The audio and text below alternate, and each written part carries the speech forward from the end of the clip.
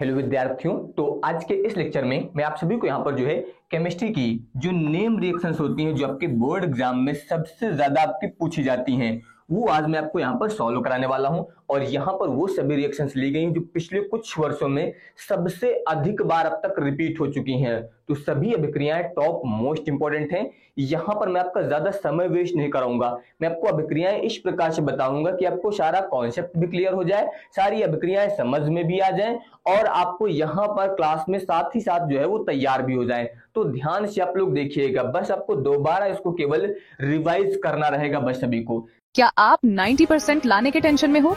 आराम से सांस लो, क्योंकि आपके लिए है टॉपर्स मेकर बैच, जिसमें पिछले 10 वर्षों के चैप्टर वाइज सॉल्यूशंस, पिछले 3 वर्षों के अनसॉल्व्ड पेपर्स के सॉल्यूशंस, पीसीएम के जबरदस्त फॉर्मूला नोट्स और फिजिक्स एंड केमिस्ट्री के टॉपर्स नोट्स, ये सब अभी सिर्फ 199 में मिलेगा। तो एलवी क्लासेस ऐप डाउनलोड करके अभी बैच ज्वाइन करो, देर मत करो। अगर ऐसे ही लिमिटेड टाइम में 90% स्कोर करना है, जल्दी करो, सीट्स लिमिटेड हैं। देखिए, सबसे पहली जो अभिक्रिया है वो आपकी यहाँ पर है फिटिंग अभिक्रिया, यानी कि फिटिंग अभिक्रिया क्या होती है इसकी बात हुई है। तो फिटिंग अभिक्रिया के लिए आप लोग याद रखिएगा कि जब भी दो एरिल हैलाइड अणु, किसकी बात हुई है? एरिल हैलाइड अणु की बात हुई है।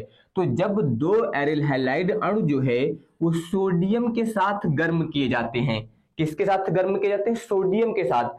तो यहां पर डाई एरिल का अणु बनता है और यही अभिक्रिया आपकी फिटिंग अभिक्रिया कहलाती है। तो सबसे पहले देखिए किसकी बात हुई है? Aryl halide.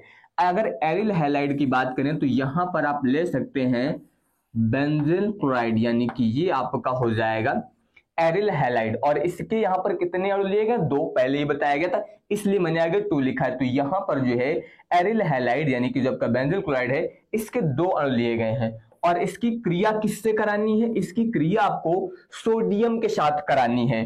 तो यहाँ पर हम लोग सोडियम यानी कि Na, और यहाँ पर सोडियम के भी कितने अणु यूज की जाएंगे?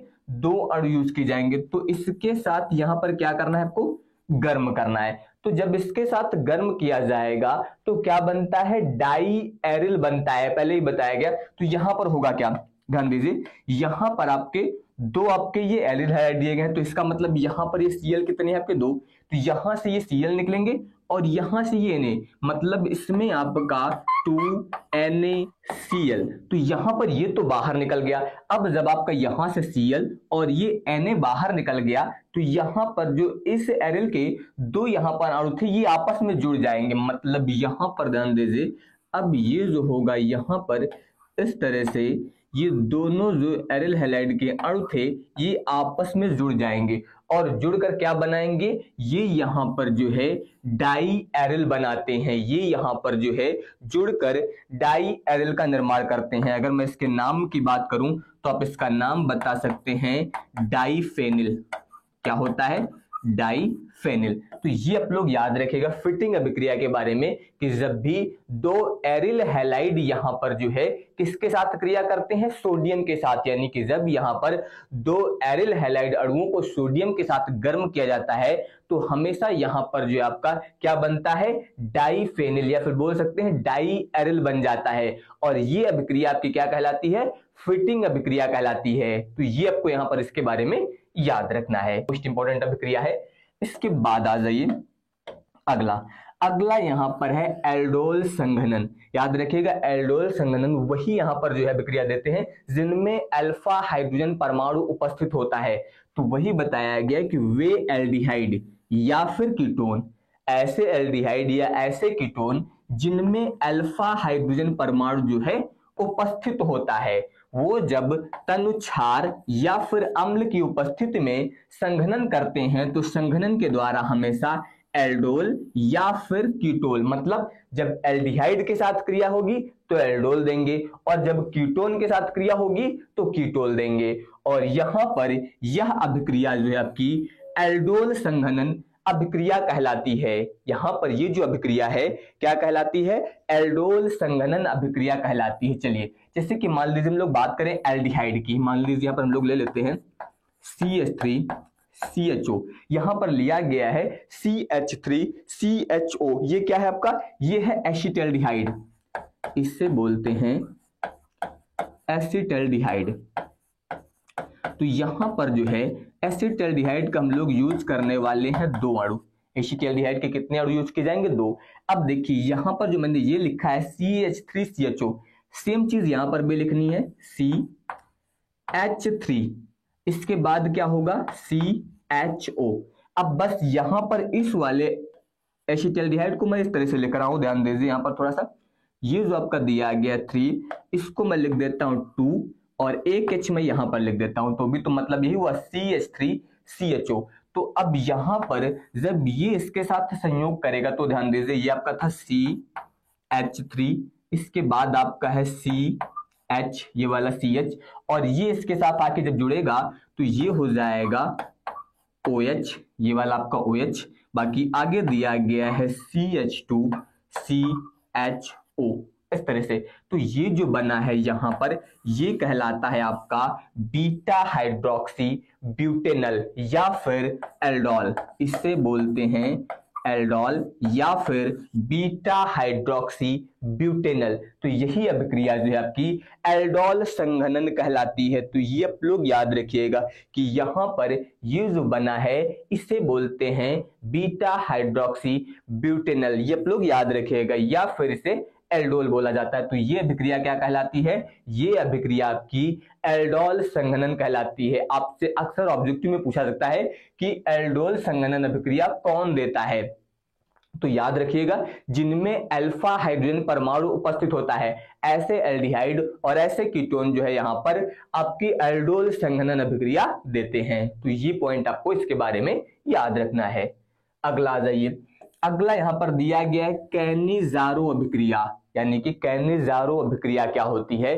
तो अगर इस अभिक्रिया की बात करें तो आप बता सकते हैं कि वे एल्डिहाइड जिनमें अल्फा हाइड्रोजन परमाणु जो है वो उपस्थित नहीं होता है, जिनमें अल्फा हाइड्रोजन परमाणु उपस्थित होता है वो आपके देते हैं एल्डोल संघनन अभिक्रिया, और जिनमें नहीं उपस्थित होता है वो आपके देते हैं कैनिजारो अभिक्रिया। तो वही बताया गया कि ऐसे एल्डिहाइड जिनमें अल्फा हाइड्रोजन परमाणु उपस्थित नहीं होता है वो जो है सांद्र NaOH या फिर KOH के साथ अभिक्रिया करके जो है कार्बोक्सिलिक अम्ल का लवण तथा अल्कोहल देते हैं। ये आप लोग याद रखिएगा कि यहाँ पर वो एल्डिहाइड जब आपके सांद्र NaOH या फिर यहाँ पर जो है KOH के साथ अभिक्रिया करते हैं तो कार्बोक्सिलिक अम्ल का लवण और इसके अलावा जो है अल्कोहल देते हैं। तो ये अभिक्रिया जो है कैनिजारो अभिक्रिया कहलाती है। क्या कहलाती है?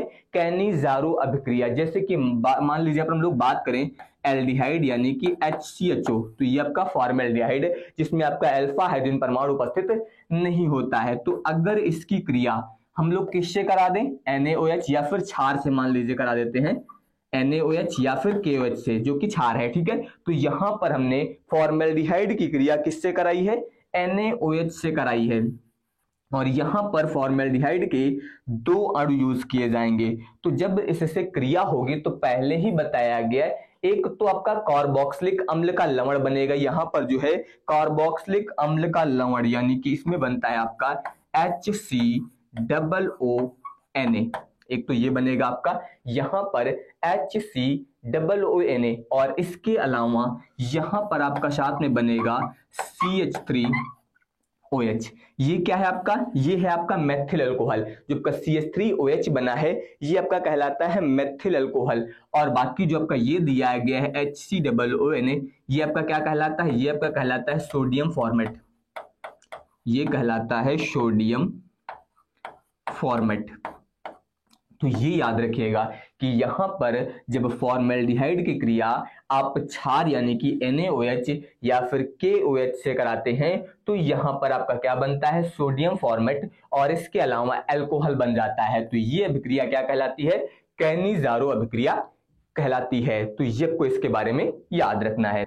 इसके बाद आ जाइए अगला यहाँ पर आपको दिया गया है इसमें राइमर-टीमन अभिक्रिया। अब किसकी बात हुई है? यहाँ पर बात हुई है राइमर-टीमन अभिक्रिया की।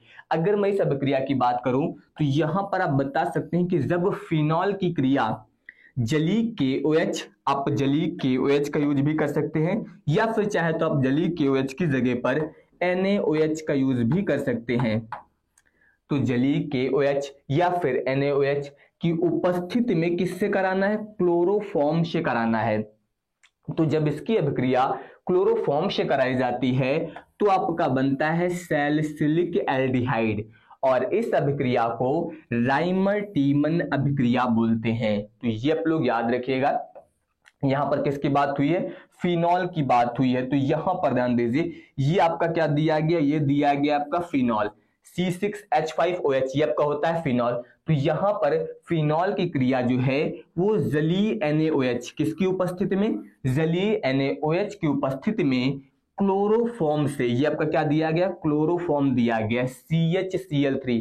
तो यहां पर जब फिनॉल की क्रिया यहां पर जो है NaOH की उपस्थिति में क्लोरोफॉर्म से कराई जाती है तो क्या बनता है, यहां पर बनता है आपका सैलिसिलिक एल्डिहाइड। अब ध्यान दीजिए, ये अभिक्रिया 2 चरणों में पूरी होती है। सबसे पहले जब इसकी क्रिया होगी तो आपका यहां पर एक यौगिक ये बनेगा जिसके साथ आपका NaCl और H2O बाहर निकलेगा। जब यहां पर इसके बाद अम्लीय माध्यम में दोबारा से क्रिया होगी तब आपका बनता है ऑर्थोसैलिसिलिक एल्डिहाइड। ठीक है, यहां पर एक पॉइंट आप लोग ये भी याद रखिएगा, अगर आप चाहें तो इस अभिक्रिया को डायरेक्ट भी लिख सकते हैं। डायरेक्ट लिखने का मतलब ये है कि अगर आपको याद नहीं है ढंग से तो आप केवल इतना भी यूज कर सकते हैं, ये तब भी ये अभिक्रिया आपकी बिल्कुल सही मानी जाएगी। तो यहां पर आपको याद रखना है कि जब फिनॉल की क्रिया आप NaOH की उपस्थिति में किससे कराएंगे, क्लोरोफॉर्म से कराएंगे, तो आपका क्या बनेगा, सैलिसिलिक एल्डिहाइड बन जाता है।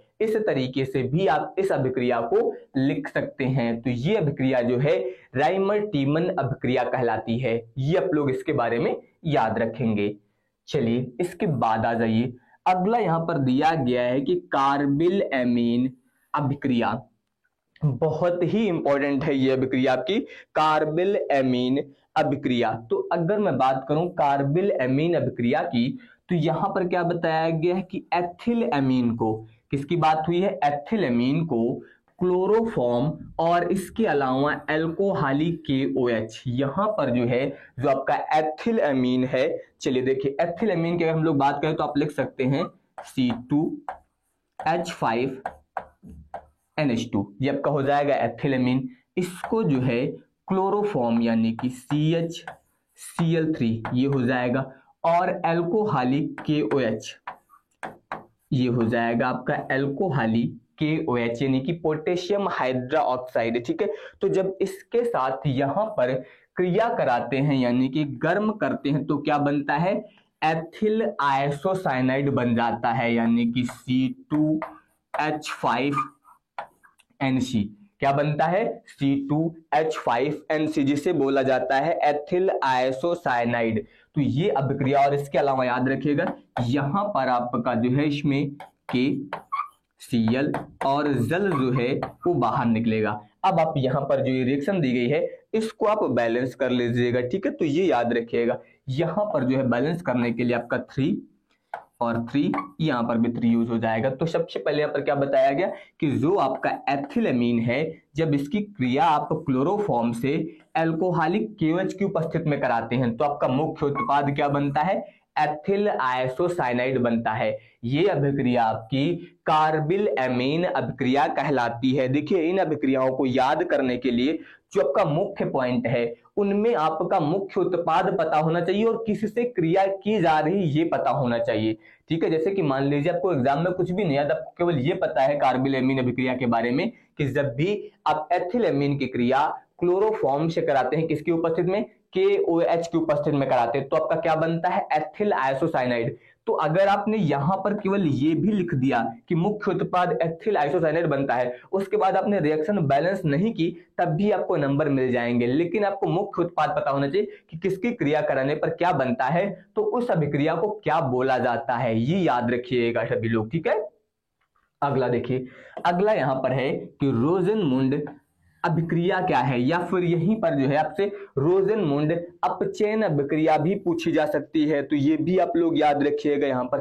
तो अगर मैं इसकी बात करूं तो जो आपका एसिड क्लोराइड होता है, किसकी बात हो रही है यहां पर बात हो रही है एसिड क्लोराइड। जैसे कि हम लोग बात करें CH3COCl, जिसे बोला जाता है एसिटिल क्लोराइड। ये आपका क्या होता है, ये आपका होता है एसिटिल क्लोराइड, जिसे आप बोल सकते हैं एसिड क्लोराइड। तो जब इसका यहाँ पर PDBAH4 उत्प्रेरक जो है उबलती ज़ाइलीन की उपस्थिति में हाइड्रोजन द्वारा, अब यहाँ पर जो आपका एसिड क्लोराइड है इसका जो है हाइड्रोजन द्वारा, वो भी किसकी उपस्थिति में, PDBASO4, इसकी उपस्थिति में आंशिक अपचयन करने से क्या प्राप्त होता है, एल्डिहाइड प्राप्त होता है। इसका जो है आंशिक अपचयन करने से एल्डिहाइड प्राप्त होता है, मतलब CH3 और CH3 और CHO बनेगा। इसके अलावा आपका यहाँ से HCl जो है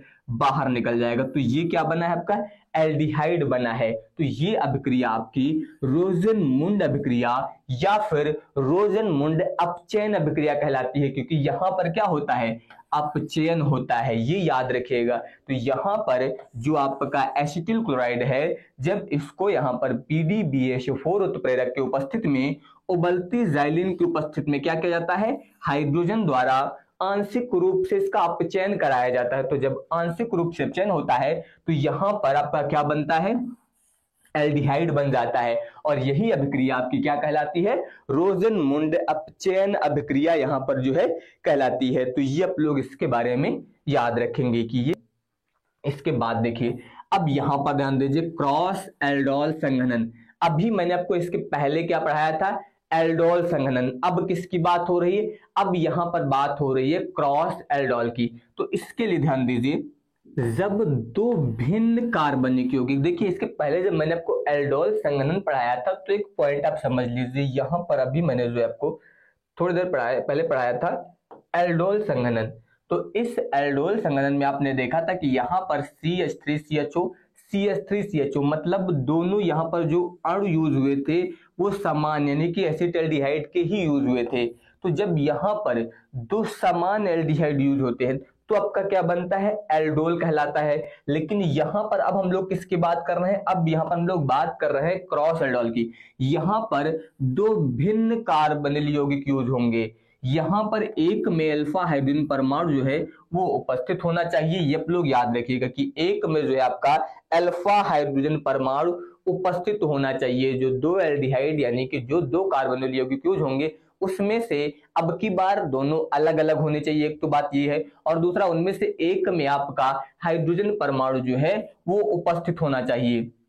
तो जब यहाँ पर इसकी क्रिया क्षार की उपस्थिति में इसका क्या कराते हैं, संघनन कराते हैं, तो यहाँ पर जो अभिक्रिया होती है ये क्रॉस या फिर मिश्रित एल्डोल संघनन कहलाती है। ये अभिक्रिया क्रॉस या फिर मिश्रित एल्डोल संघनन कहलाती है। जैसे कि मैं बात करूं तो यहाँ पर आपको दो कार्बोनिल यौगिक लेते हैं, तो मान लीजिए यहाँ पर हम लोग ले लेते हैं एक C डबल बॉन्ड OH, ये आपका क्या है, फॉर्मेल्डिहाइड, जो कि आपका होता है HCHO। तो इस तरह से लिख सकते हैं। तो ये हो गया आपका फॉर्मेल्डिहाइड। इसके अलावा दूसरा आपको ऐसा लेना है जिसमें आपका अल्फा हाइड्रोजन परमाणु जो है उपस्थित होना चाहिए। जैसे कि मैं बात करूं CH3CHO की, तो ये आपका क्या है, ये आपका एसिटाल्डिहाइड है, इसमें आपका अल्फा हाइड्रोजन परमाणु उपस्थित होता है। तो यहां पर ध्यान दीजिए, अगर मैं बात करूं तो CH3 था उसको हम लोग ऐसा लिख सकते हैं इस तरह से, ये आपका होगा तो CH3 ही, इस तरह से आप यहाँ पर इसको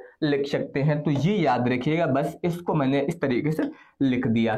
तो अब एक आपका फॉर्मेल्डिहाइड है और एक आपका यहाँ पर एसिटाल्डिहाइड है।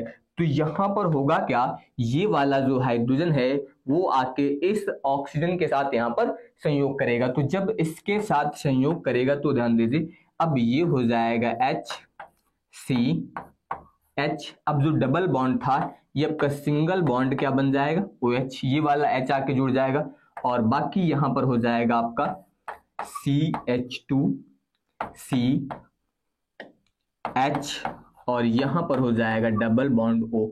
तो ये अभिक्रिया क्या कहलाती है, ये अभिक्रिया आपकी क्रॉस एल्डोल संघनन कहलाती है। ये आप लोग याद रखिएगा, इस अभिक्रिया को क्रॉस या फिर मिश्रित एल्डोल संघनन यहाँ पर जो है बोला जाता है। तो इस तरीके से आप यहाँ पर इसके बारे में जो है बता सकते हैं।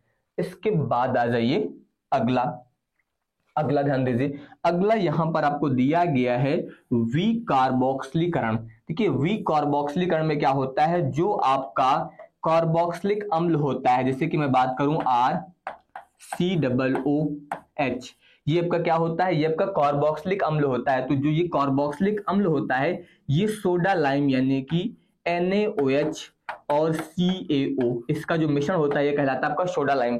तो ये आपका जो कार्बोक्सिलिक अम्ल है ये सोडा लाइम की उपस्थिति में क्या करता है, CO2 का निष्कासन कर देता है। मतलब ये यहाँ पर जो है कार्बन डाइऑक्साइड का निष्कासन कर देता है, और जब यहां से CO2 निकल जाएगा तो ये क्या बनेगा, RH बन जाएगा। ये अभिक्रिया कहलाती है विकार्बोक्सिलीकरण। तो यहां पर क्या हो रहा है, इसमें आपका CO2 का निष्कासन होता है, इसलिए ये अभिक्रिया आपकी विकार्बोक्सिलीकरण कहलाती है। तो वही ध्यान दीजिए, यहां पर आपको बताया गया है कि कार्बोक्सिलिक समूह से CO2 का निष्कासन, जो कार्बोक्सिलिक समूह होता है इसमें से CO2 का निष्कासन जो है ये क्या कहलाता है, ये आपका विकार्बोक्सिलीकरण कहलाता है। और इसके लिए जो प्रयुक्त अभिकर्मक होता है वो आपका सोडा लाइम यानी कि NaOH प्लस CaO का मिश्रण होता है, जो कि यहाँ पर आपका COOH जो समूह होता है इसको CO2 के निष्कासन के द्वारा H में परिवर्तित कर देता है। देखिए यहाँ से CO2 निकलेगा तो ये H आके इसमें जुड़ जाएगा। तो ये अभिक्रिया जो आपकी विकार्बोक्सिलीकरण अभिक्रिया कहलाती है। तो ये आप लोग इसके बारे में याद रखिएगा, विकार्बोक्सिलीकरण अभिक्रिया। अगला आ जाइए, अब यहाँ पर हम लोग बात करेंगे किसकी, एस्टरीकरण की। यहाँ पर अब किसकी बात हो रही है, एस्टरीकरण की। तो यहाँ पर ध्यान दीजिए, जब आपका कार्बोक्सिलिक अम्ल, जब यहाँ पर कार्बोक्सिलिक अम्लों को जो है अल्कोहल के साथ, किसके साथ, अल्कोहल के साथ सांद्र H2SO4 या फिर शुष्क HCl गैस की उपस्थिति में गर्म किया जाता है तो यहाँ पर एस्टर तथा जल प्राप्त होते हैं, और यही अभिक्रिया आपकी एस्टरीकरण कहलाती है। तो यहाँ पर किसकी बात हुई है, कार्बोक्सिलिक अम्ल की। तो ध्यान दीजिए, ये आपका यहाँ पर क्या है, एसिटिक अम्ल, जिसे आप बोलते हैं CH3COOH। तो ये आपका लिखा गया है एसिटिक अम्ल। तो जब यहाँ पर कार्बोक्सिलिक अम्ल की क्रिया किसके साथ, अल्कोहल के साथ, जो कि आपका C2H5OH है यानी कि एथिल अल्कोहल, तो जब इसके साथ क्रिया करते हैं तो क्या बनता है, यहां पर आपका एस्टर बन जाता है और साथ में यहां पर जल निकलता है। यहां पर जो एस्टर बना है इसका नाम क्या है, एथिल एसीटेट। और ये अभिक्रिया आपकी क्या कहलाती है, ये अभिक्रिया कहलाती है एस्टरीकरण। ये आप लोग याद रखिएगा, ठीक है। इसके बाद आ जाइए अगला, अब ध्यान दीजिए कोल्बे अभिक्रिया, टॉप मोस्ट इंपॉर्टेंट है आपकी कोल्बे अभिक्रिया। यहां पर ध्यान दीजिए, अगर मैं इसकी बात करूं तो यहां पर क्या कह रहा है कि सोडियम फिनॉक्साइड, किसकी बात हुई है, सोडियम फिनॉक्साइड को जो है CO2 के साथ 125 डिग्री सेल्सियस, यहां पर जो है बोला क्या गया है 125 डिग्री सेल्सियस या फिर लगभग 400 केल्विन आप भी बोल सकते हैं, 150 डिग्री यानी कि 125 डिग्री सेल्सियस या फिर लगभग 400 केल्विन, और उच्च दाब पर जब गर्म करते हैं तो इसमें बनता है आपका सोडियम सैलिसिलेट, ये बन जाता है। और इस मिश्रण को HCl द्वारा अम्लीय करने पर आपका बनता है ऑर्थो हाइड्रोक्सी बेंजोइक अम्ल, और यही क्रिया आपकी क्या कहलाती है, ये क्रिया आपकी कहलाती है कोल्बे अभिक्रिया। तो यहां पर सबसे पहले क्या बताया गया था कि जो सोडियम फिनॉक्साइड है इसको यहां पर जो है CO2 के साथ उच्च दाब पर गर्म करने पर सोडियम सैलिसिलेट प्राप्त होता है। तो ये अभिक्रिया ध्यान दीजिए, यहां पर ये आपका दिया गया है सोडियम फिनॉक्साइड, ये क्या आपका सोडियम फिनॉक्साइड। तो यहां पर ऑक्सीजन पर माइनस चार्ज और Na पर आपका प्लस चार्ज होता है। तो ये आपका सोडियम फिनॉक्साइड है, इसकी क्रिया जो है CO2 के साथ करानी है, लगभग 400 केल्विन लिख सकते हैं या फिर आप चाहे तो 125 डिग्री सेल्सियस लिख दीजिए। 4 से 7 वायुमंडलीय दाब पर जब क्रिया कराएंगे तो सबसे पहले यहां पर बनता है आपका सोडियम फेनिल कार्बोनेट। क्या बनता है, सोडियम फेनिल कार्बोनेट। और यहां पर ये जो सोडियम फेनिल कार्बोनेट बना है, जब इसका पुनर्विन्यास कराया जाता है तो आपका प्राप्त होता है सोडियम सैलिसिलेट। क्या प्राप्त होता है, सोडियम सैलिसिलेट प्राप्त होता है। और इसके बाद जब इसकी क्रिया हम लोग अम्लीय माध्यम में कराते हैं जल से, तो आपका बनता है सैलिसिलिक अम्ल। क्या बन जाता है, सैलिसिलिक अम्ल बन जाता है। और ये अभिक्रिया जो है आपकी कोल्बे अभिक्रिया कहलाती है। कौन सी अभिक्रिया कहलाती है? कोल्बे अभिक्रिया कहलाती है। इसके अलावा मैंने जितनी भी टॉप मोस्ट आपकी नेम रिएक्शंस थी वो लगभग मैंने सभी आपको बता दी हैं। आपको इन सभी को बहुत ही अच्छे से तैयार करना है। धन्यवाद।